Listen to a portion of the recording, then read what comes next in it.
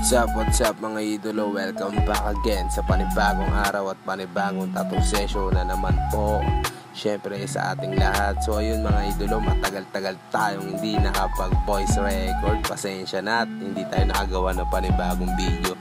So ayun na nga mga idolo, nag-aayos na tayo ng mga kagamitan natin kasi para mamaya may babakbakin na naman tayo. So mapapansin nyo mga idolo, maaga tayong aalis ngayon. Kaya naman mga idolo, bumili muna tayo ng almusal dahil kailangan muna natin makapagkape. So mapapansin nyo, dami natin buhatin. Grabe, parang sasawak na naman tayo mga idolo sa gera kapag ganito ang mga datingan. Siyempre mas mabuti ng sobra, wag lang magkulang kapag tayo aalis mga idolo. Lalo mga idolo, malayo-layo pa ang ating lalakbayin.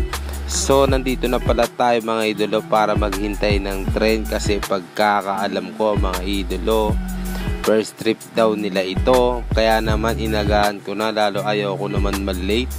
Bali mga idolo, 6:90 na ng umaga. Napakasarap talaga magtattoo kapag gantong oras mga idolo. Yung tipong may makakasabay kang iba't ibang tao na maaga bumabiyahe dahil ayaw nilang malate o ma-hassle man. Syempre mga idolo, lalo ayaw ko din magkapunuan pa, magkasiksikan. Kaya naman mga idolo, saludo po tayo palagi sa mga tao nagsisipag at araw kumakayod para sa pamilya. Tamang tambay muna tayo dyan mga idolo ng konti. Tamang sipat lang sa gamit. Kung may nakalimutan ba tayo, mahirap na mga idolo. Dumating na si bossing natin dyan para tayo sunduin sa baba. Nga pala mga idolo, share ko lang sa inyo ito. Bali nagtawag si bossing sa atin maaga pala para magpabook ng schedule. Grabe ka talaga bossing. Alam mo naman mga idolo, mabilis lang ang panahon. Bali ang client natin for today ay isang seaman. Siya ay ulit nating tatatuan. Bali kabababa pa lang nila ng barko mga idolo. Dali-dali niya tayo sinabihan na nakauwi na daw sila agad, pero mag-stay lang sila sa kondo ngayon dahil mga idolo limit lang ang kanilang bakasyon dito sa Maynila.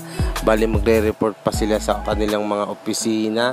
Kaya naman mga idolo, wala tayong papalampasin na pagkakataon kapag ganito ang sitwasyon. Bali mga idolo, sa mga nagtatanong, regular client ko pala ito si bossing. Kaya naman maraming salamat po sa inyo boss sa walang sawang pagtitiwala simula pa ng una. Ito pala yung tinutuluyan nila ngayon. Napakaganda, maliwalas mga idolo. So ayun na nga mga idolo, big shoutout na rin po para sa ating ink na palagi natin kasama, kundi ang Arctic Ink. Ayan mga idolo, by Sir Bong Arquines. Maraming salamat po sa pagkuha sa akin bilang sponsor artist. Mabilis ipasok yan sa balat mga idolo, walang hassle, napakamura pa.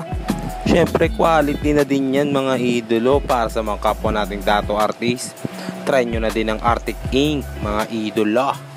So ayun mga idolo, dahil mahaba pa itong video na ginawa natin, lubos po ako nagpapasalamat palagi sa inyo sa walang sawang sumusuporta at nanonood sa aking mga videos.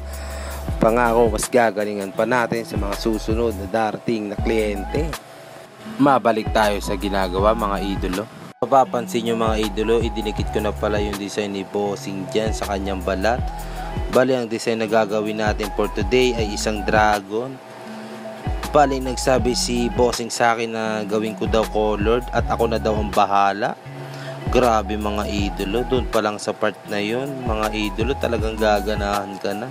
Pero syempre no worries tayo dyan mga idolo, lalo't gamit din natin sa mga kulay, kundi ang Arctic Ink mga idolo.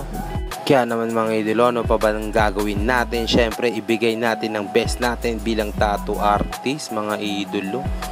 So yung mga idolo, nagulat ako dahil binigyan tayo ni bossing ng regalo. Ito na nga mga idolo, kinukulayan ko na pala yung ginawa natin kay bossing dyan. Bali konti na lang matatapos na din tayo mga idolo. Kaya naman mga idolo, masasabihin lang ako sa inyo, palagi niyong tatandaan, hindi mo kailangan magyabang sa mga taong walang bilib sa iyo. Tandaan mo, kusa nilang mapapansin ang kakayahan mo. Yun lang mga idolo. Kung nagustuhan mo itong tattoo session na ginawa ko for today mga idolo, Please wag po sana natin kakalimutan mag-like and share. Paki-follow na rin po ang ating Facebook para mas makilala pa tayo mga idolo. Ito na pala yung kinalabasan ng ginawa ko ngayon.